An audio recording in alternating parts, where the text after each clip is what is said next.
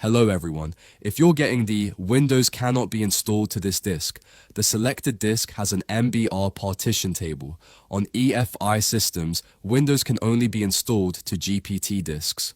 Error. While installing Windows 11, don't worry. In this video, I'll show you exactly how to fix it in just a few minutes. If you find this video helpful, make sure to smash that like button, subscribe to the channel, and turn on the notification bell so you never miss another useful tech tutorial. Alright, let's jump straight into it. While you're on the Windows setup screen where the error appears, press Shift plus F10 on your keyboard. This will open the command prompt. Once we have CMD, we can execute certain commands to convert the MBR disk to GPT. So here you have to enter into disk partition mode by typing disk part, then press enter on your keyboard, then type list disk press. Enter, and it will list all the disk attached on your PC. This command will display all the storage devices connected to your computer, including SSDs, hard drives, USB drives, and memory cards. Now you can see that disk 0 doesn't have any star on the GPT. That means it is an MBR style disk.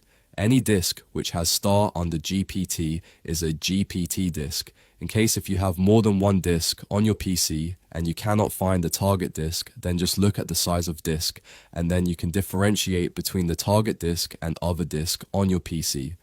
If you have only one disk, it will be disk 0. In my case, it is disk 0 as well.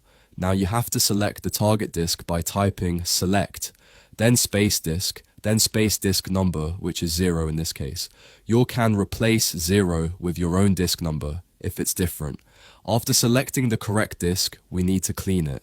Cleaning the disk will completely delete everything from the target disk. So before proceeding further, take a backup if you have important data.